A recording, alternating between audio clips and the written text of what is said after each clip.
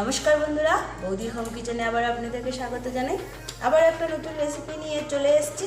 দেখতেই পাচ্ছেন এখানে আমি বেশ বড় বড় সাইজের পাবদা মাছ নিয়ে নিয়েছি। আজকে এই পাবদা মাছের রেসিপিটাই আপনাদের সাথে শেয়ার করব। তো প্রথমে মাছগুলোতে লবণ হলুদ মাখিয়ে নিচ্ছি আমি।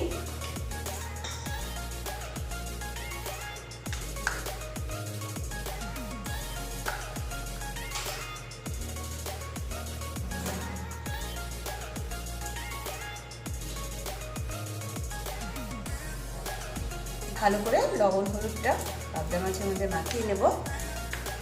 তার সাথে এর মধ্যে একটুখানি তেল দিয়ে দেবো। আমি এখানে সরষের তেলটা ইউজ করছি। পাবদা মাছ অনেক সময় ফোটে, একটু তেল মাখিয়ে নিলে একটু কম ফুটবে মাছটা। প্রথমে এগুলোকে ভালো করে মিক্সড করে নিই মাছের সাথে। তো বন্ধুরা, আপনারা যারা যারা আমাদের চ্যানেলটিকে দেখছেন অবশ্যই লাইক করুন, শেয়ার করুন আপনাদের বন্ধুবান্ধবদের সাথে, আর সাবস্ক্রাইব করলে অবশ্যই বেল আইকনটি প্রেস করতে কিন্তু ভুলবেন না। আর তার সাথে আমাদের যে শর্ট ভিডিওগুলো চলে সেগুলোও দেখতে ভুলবেন না। সেখানেও আপনারা অনেক নিত্য নতুন রেসিপি পেয়ে যাবেন শর্ট ভিডিওর মধ্যে। তো এগুলো তো আমার লবণ হলুদ মাখানো হয়ে গেছে, আমি এগুলো সাইডে রেখে দিচ্ছি। এবং অলরেডি আমি গ্যাসে কিন্তু কড়াইটা বসিয়ে দিয়েছি, তো কড়াইটা ভালো গরম না হলে মাছগুলো ভাজা যাবে না। তো চলুন এবার এটার মশলাটা রেডি করে নিই। মশলা তেমন কিছুই নাই, একদম নর্মাল মশলা। যেখানে আমি ইউজ করছি হলুদ গুঁড়ো, পরিমাণ মতো হলুদ গুঁড়ো নিয়ে নিতে হবে। দিয়ে দিচ্ছি লঙ্কা গুঁড়ো। অবশ্যই আপনারা ঝাল যে পরিমাণে খান সেই অনুযায়ী ঝালটা ইউজ করবেন।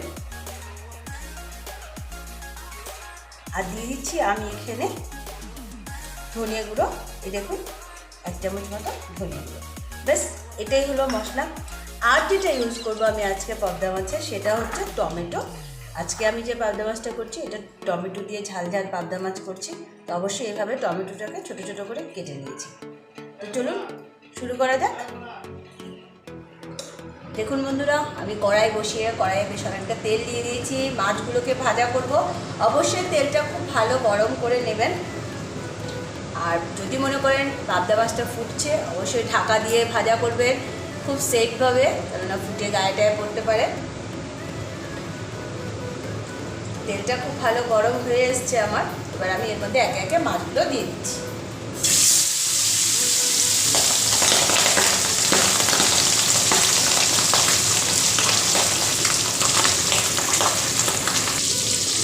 দেখুন, এই মাছগুলো কড়াইয়ে দিয়ে দিয়েছি।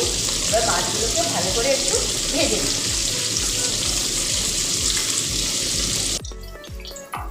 দেখুন, আমি বেশ লাল লাল করে কিন্তু মাছগুলোকে ভেজে নিচ্ছি। এবার এগুলোকে তুলে নেবো। বাকি মাছগুলো ঠিক এভাবে লাল লাল করে আমি ভেজে নেব। দেখুন বন্ধুরা, আমার পাবদা মাছগুলো কিন্তু আমি বেশ লাল লাল করে সবগুলো মাছকে ভেজে নিয়েছি। দেখুন, সব মাছগুলো লাল লাল করে ভেজে নিয়েছি। এবার আমি এর মধ্যে দিয়ে দেবো ফোড়ন।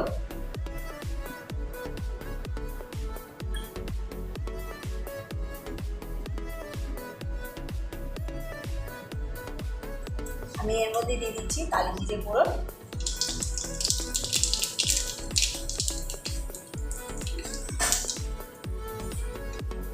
দিয়ে দিচ্ছি পেঁয়াজ কুচি। এখানে একটা মিডিয়াম সাইজের পেঁয়াজকে কুচি করে কেটে নিয়েছি।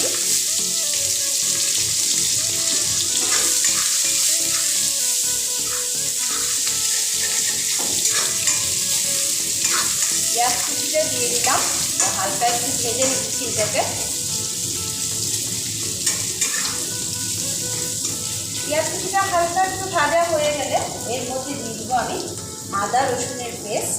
1 চামচ মতো আদা রসুন আমি পেস্ট করে নিয়েছি, সেটা দিয়ে দিলাম। দিয়ে আবারও ভালো করে মিক্স করে নিচ্ছি।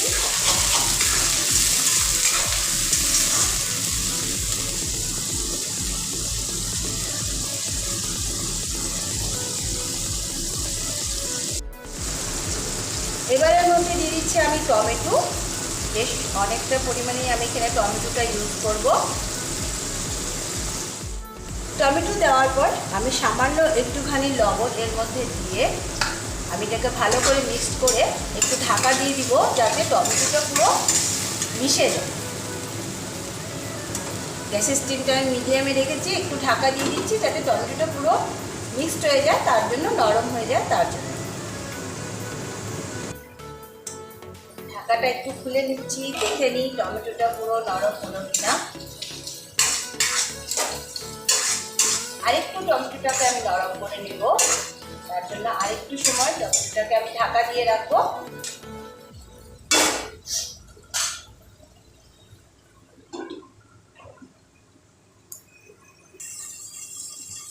এবার ঢাকাটা খুলে নিলাম। এবার টমেটোটা পুরো নরম হয়ে গেছে, দেখুন খুন্তি দিয়ে চাপা দিতে পুরো মিশে যাচ্ছে।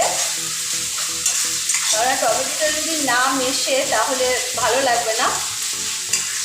পেঁয়াজটাও আমার ভাজা হয়ে গেছে, টমেটোটাও বেশ আমার নরম হয়ে গেছে। এবার আমি যে মশলাটা ভিজিয়ে রেখেছিলাম, হলুদ, লঙ্কার গুঁড়ো আর ধনিয়া গুঁড়ো, সেটা আমি এর মধ্যে দিয়ে দেবো। আমি সবসময় বলি গুঁড়ো মশলা দিয়ে রান্না করলে অবশ্যই মশলাটা রান্নার 5 মিনিট আগে ভিজিয়ে রাখবেন।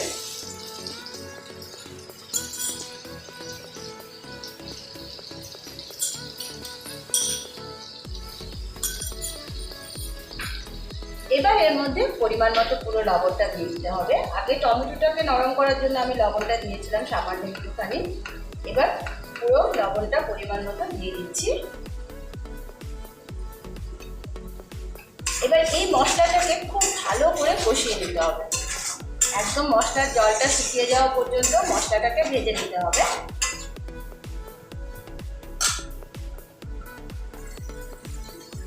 দেখুন আস্তে আস্তে কিন্তু মশলাটা ভাজা হচ্ছে এবং জলটাও আস্তে আস্তে শুকিয়ে যাবে। পুরো জলটা শুকানো পর্যন্ত কিন্তু মশলাটাকে ভেজে নিতে হবে, তাহলেই পুরো রেসিপির টেস্টটা বেরোবে, নাহলে কিন্তু হবে না। অবশ্যই মশলাটাকে খুব ভালো করে ভেজে নিই আমরা। একটু সময় নিয়ে যে কোনো রেসিপির মশলাটাকে ভাজলে অটোমেটিক রেসিপির টেস্টটা 2 গুণ হয়ে যায়, ডাবল হয়ে যায়। একটু সময় নিয়ে মশলাটাকে ভেজে নিই। একটু পরে পরে আমি নাড়া দিচ্ছি, দেখছি কতটুকু হলো, আরও একটু হবে।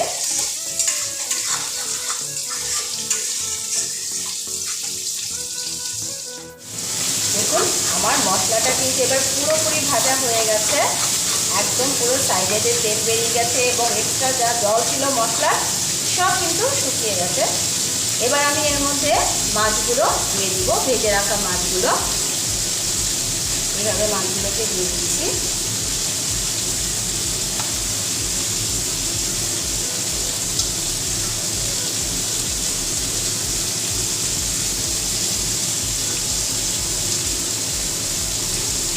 এবার এর মধ্যে পরিমাণ মতো জলটা দিয়ে দিচ্ছি।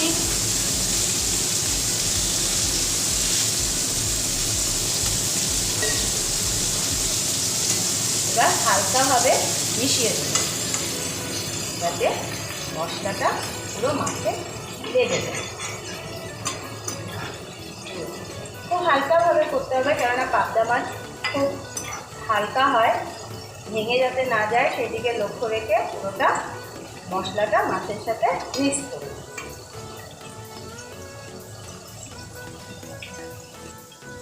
এবার 2 মিনিট ভালো করে জাল খাইয়ে নিব যাতে পুরো মশলার রসটা মাছে ঢুকে যায়, তাতেই আমার রেডি হয়ে যাবে টমেটো দিয়ে ঝাল ঝাল এই পাবদা মাছের রেসিপিটি। এবার দিয়ে দিচ্ছি এর মধ্যে যাতে কাঁচা লঙ্কা, অবশ্যই কাঁচা লঙ্কা ছাড়া তো ভালো লাগবে না। কাঁচা লঙ্কা দিয়ে দিলাম এর মধ্যে। চলুন 2 মিনিট ভালো করে জাল খাই।